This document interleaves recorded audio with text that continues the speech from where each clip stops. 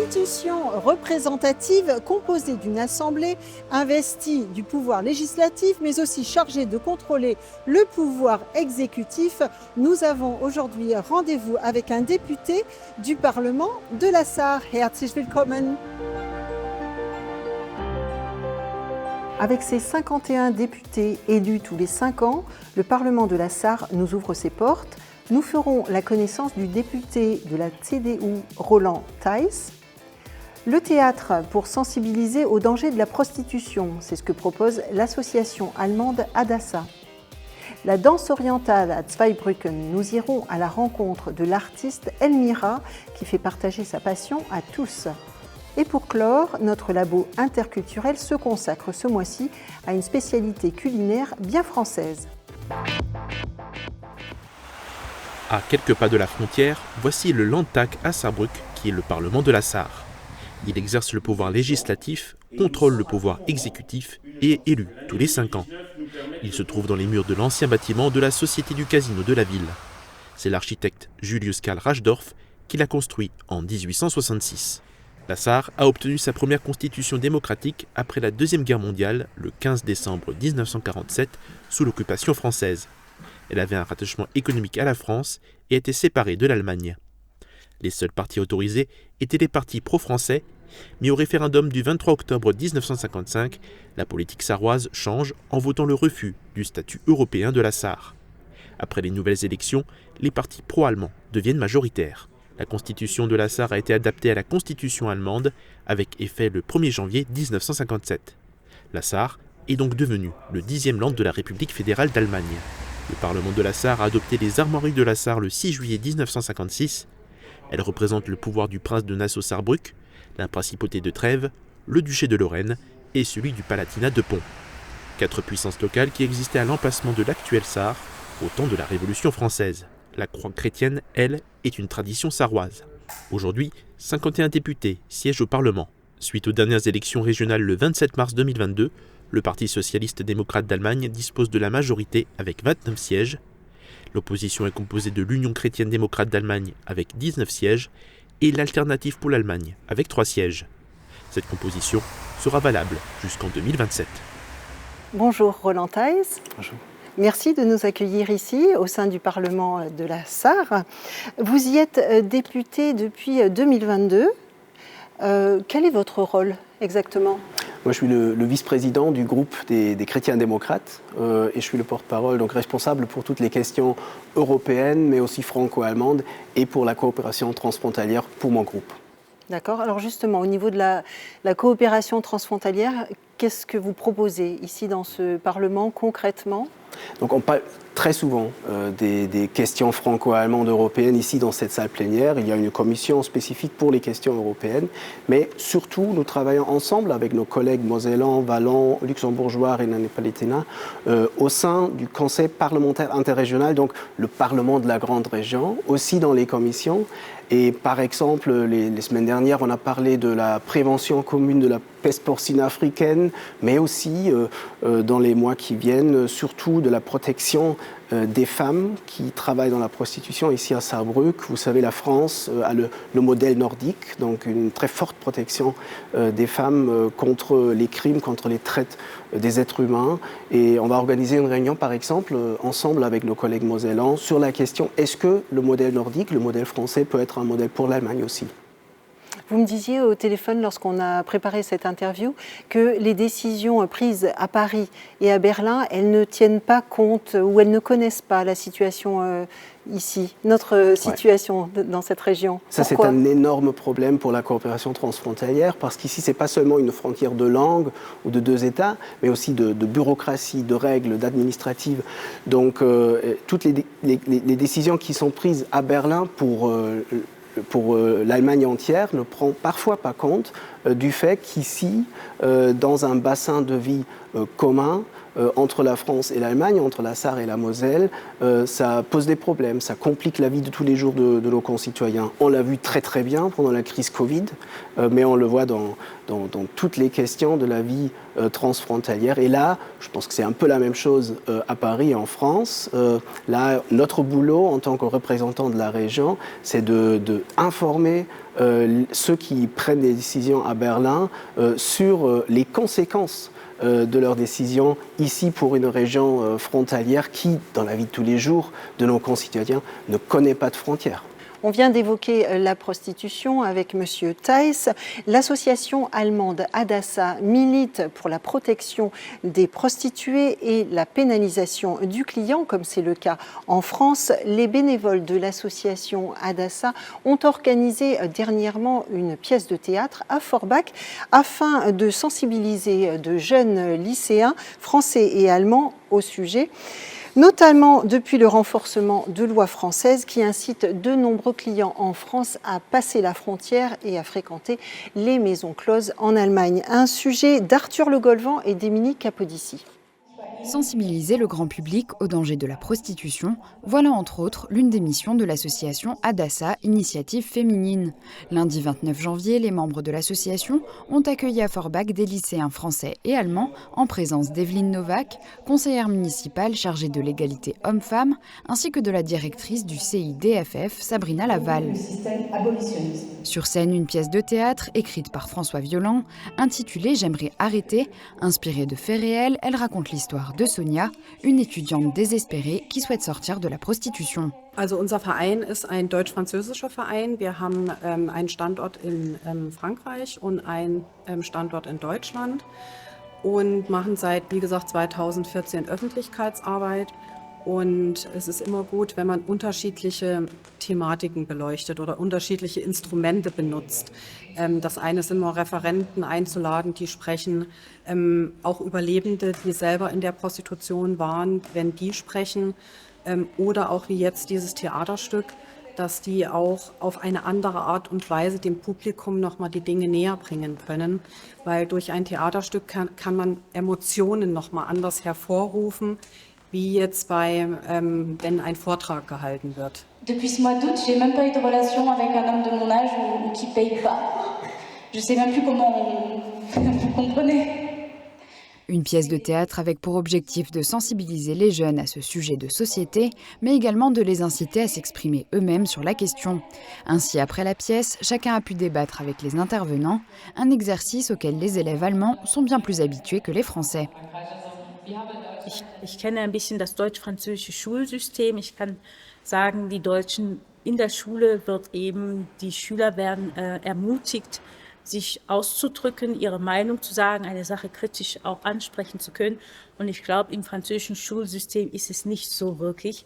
Da hat man Leistung zu bringen, da muss man richtige Antwort geben und es gibt bei diesem kein richtig und kein falsch. Und so ein Austausch kennen die Franzosen in dieser Art und Weise nicht. So habe ich es interpretiert. Aber ich denke schon, dass sie die Botschaft verstanden haben, dieser Kampf gegen Prostitution auch verstanden haben. Und ich hoffe, dass sie das in ihrem Bekanntenkreis auch weiter verbreiten werden und darüber sprechen werden. Es war sehr gut, es war sehr informativ. Man hat dadurch Dinge kennengelernt, die man vorher nicht so wusste. Ja, war wichtig für unseren Beruf. La ville de Saarbrück compterait pas moins d'1 millier de prostituées en activité pour 180 000 habitants. Pour l'association Adassa, la prostitution en Sarre est un véritable fléau car selon une étude, 50% des femmes qui se prostituent subissent des violences physiques ou sexuelles.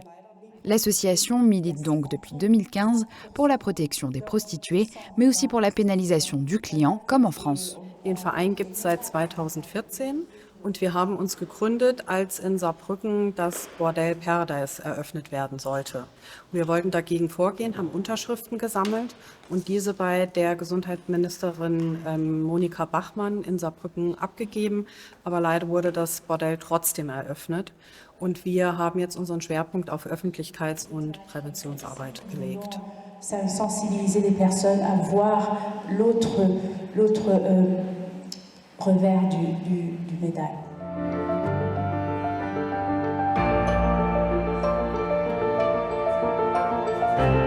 Nous voici de retour en compagnie du député Roland Thijs.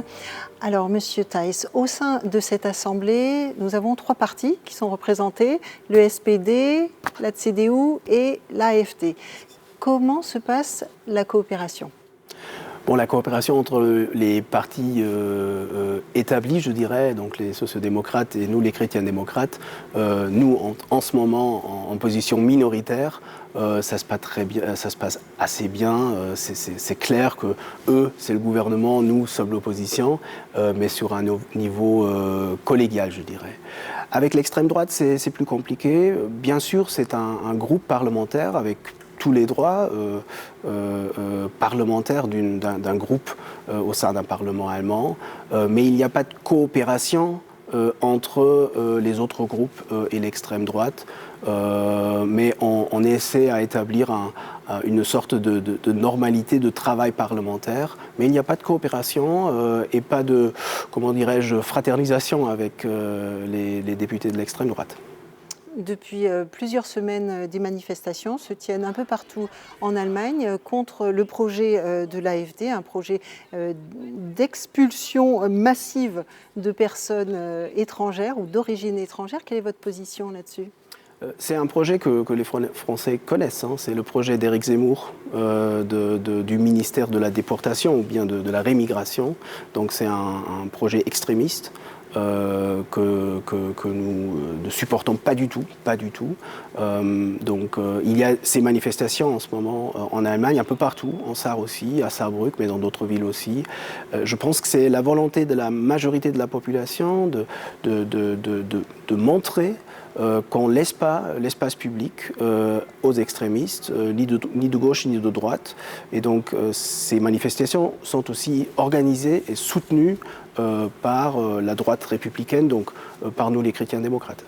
Lorsqu'on entend le terme Orient, on ne pense pas automatiquement à Zweibrücken et pourtant c'est là que l'artiste Helene Loch, de son nom d'artiste Elmira, se consacre à la danse orientale.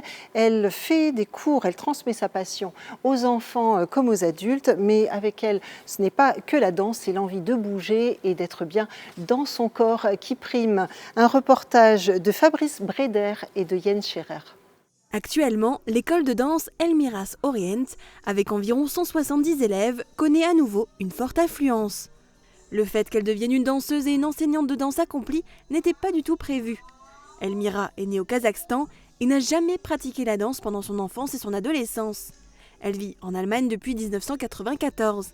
C'est à peu près à cette époque qu'elle a commencé à avoir des douleurs dorsales et d'autres problèmes musculaires. Une souffrance qui va la suivre pendant 10 ans, jusqu'à ce qu'un orthopédiste lui recommande d'essayer la danse, qui, grâce à un entraînement régulier, devrait lentement stabiliser les muscles du dos. Par hasard, elle a découvert un cours de danse orientale à Zweibrücken. Après seulement 3 mois de pratique, c'est une passion qui naît en elle.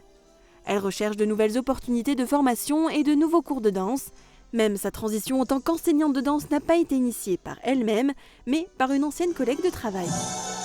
Sie wollte immer, dass ihre Tochter orientalische Tanz lernt. Ich war aber damals noch nicht in der Lage. Ich habe selbst, glaube ich, noch kein Jahr getanzt. Und ich habe sie eigentlich nach Saarbrücken geschickt, zu einer anderen Tänzerin. Ich weiß es nicht, wie das sich ergeben hat, aber sie hat mir dann einen Raum im Verein gefunden und ein paar Kinder gesammelt. Und sie hat ja mit mir gearbeitet, oder ich mit ihr.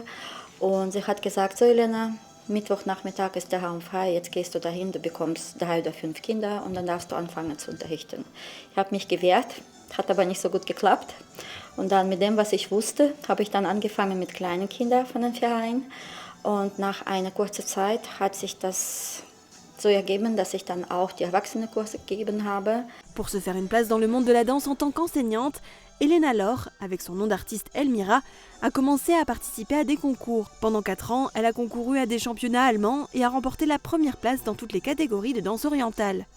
Lorsqu'elle a réalisé que l'enseignement lui prenait presque tout son temps, elle a décidé de se lancer à son compte, a pris ses premiers locaux à Zweibrücken et a commencé avec 30 élèves. En 10 ans, le nombre d'élèves est passé à 200 et il a fallu déménager son studio. Même en tant qu'enseignante de danse, il est nécessaire de se former en continu et de s'adapter à de nouvelles formes de danse. Une grande variété de styles est enseignée dans son école, pas seulement orientale. Also ich bin sehr vielseitig. Ich langweile mich sehr schnell mit mir selbst und auch mit den anderen. Von daher, ich springe in kaltes Wasser ständig. Ich bilde mich weiter und wir haben alles von Ballett, aber richtige Ballett nach Vaganova-System.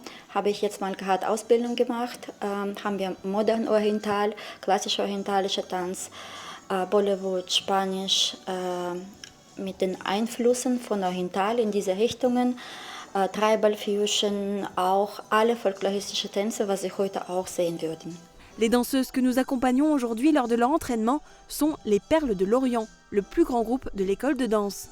Les filles s'entraînent une fois par semaine. Certaines d'entre elles dansent déjà sous la supervision d'Elmira depuis l'âge de 3 ans.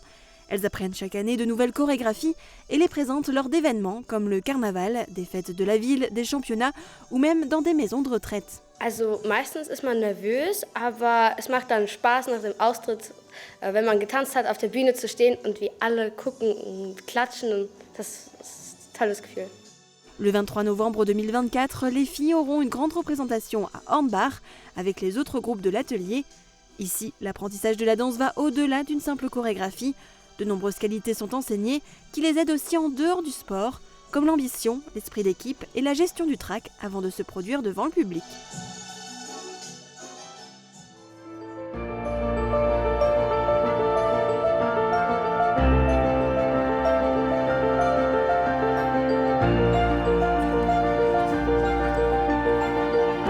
De retour avec notre invité, le député CDU Roland Theiss. Annegret Kramp-Karrenbauer est aussi de la CDU. Elle est à l'origine de la Frankreich-Stratégie, la stratégie France. L'objectif était de rendre les enfants nés en 2013 bilingues, français-allemand, de rendre le français langue véhiculaire au même titre que l'allemand. On en est où 10 ans après? L'objectif dès le début, c'était de créer une région vraiment plurilingue, avec l'allemand bien sûr, avec le français en tant que langue véhiculaire, mais aussi bien sûr avec l'anglais. On ne peut pas vivre dans ce monde globalisé que nous sommes sans l'anglais. Est-ce que c'est possible sur le long terme? Oui, je pense que le Luxembourg le montre chaque jour. Là, on a un vrai espace plurilingue, mais il nous faudra investir beaucoup encore plus dans les écoles parce que le chemin devant nous est encore long. Alors vous êtes franco-allemand, votre mère est française, votre père est allemand. Est-ce que les petites différences interculturelles vous étonnent encore ou est-ce que non, vous êtes baigné dans ces deux cultures sans aucun souci? À mon avis, ça crée un peu aussi la richesse de notre région, cette différence entre les Français et les Allemands, parce qu'on n'est pas du tout pareil. C'est peut-être on est beaucoup plus différents qu'on le pense parfois, mais ça c'est aussi notre force. Et la volonté de se mettre d'accord sur les questions, on ne l'est pas dès le début. Mais moi je pense ici en Sarre, mais aussi en Moselle, on peut vivre cette richesse culturelle dans nos écoles, dans la vie de tous les jours. Et à mon avis, c'est une grande source de richesse pour nos concitoyens aussi. Et pour se quitter sur une note joyeuse, le labo interculturel de Tom Koschutza, il se penche aujourd'hui, comme d'habitude avec humour et légèreté, sur une tradition française. Regardez.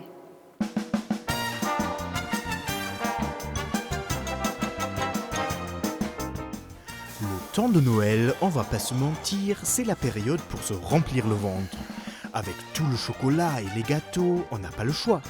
Et un nouvel an, c'est le grand choc, on pèse 10 kilos de plus. Ma résolution la plus importante est donc de manger moins. Par contre, en France, ce n'est pas si facile. Car après les festivités de décembre, tous mes amis français m'invitent à manger des galettes des rois en janvier. Ah, salut, ça va? Ça va et toi? Ça va? Je t'ai ramené une galette. Une galette? C'est à manger ça? Oui. Ah, bah tiens, on va manger ça. Une tradition qui n'existe pas du tout en Allemagne. Bon, tu veux la voir? Oui, oui. Regarde-moi ça. Ah ouais, ça a l'air tellement bon ça. Ces reflets dorés, à base de pâte feuilletée, fourrée à la frangipane, achetée à la boulangerie du coin, et j'avais craqué. Mais personne ne m'avait prévenu de ce qui se trouve à l'intérieur. Ouais.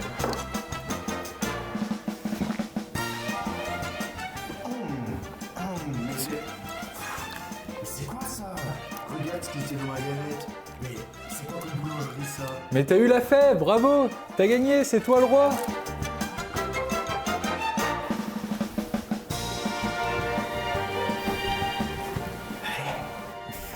C'est ainsi que j'ai appris un nouveau mot. Le truc qui avait manqué de me casser une dent s'appelle une fève. Bon, avec la galette des rois, le régime alimentaire tombe à l'eau pour le mois de janvier. Mais là, on est février, donc peut-être que... Bon, t'as ce qu'il te faut? Ouais, et puis on se revoit en février pour la Chandeleur? Ah oui, bien sûr. Allez, tu vas venir manger des crêpes? Oui, allez, crêpes, c'est vrai. salut! Ah bah non, en février, c'est les crêpes, évidemment.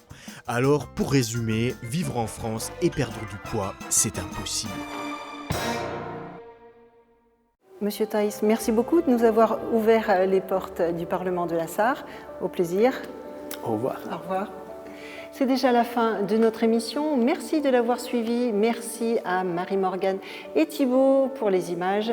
Nous vous retrouvons avec grand plaisir le mois prochain. Tschüss und bis bald.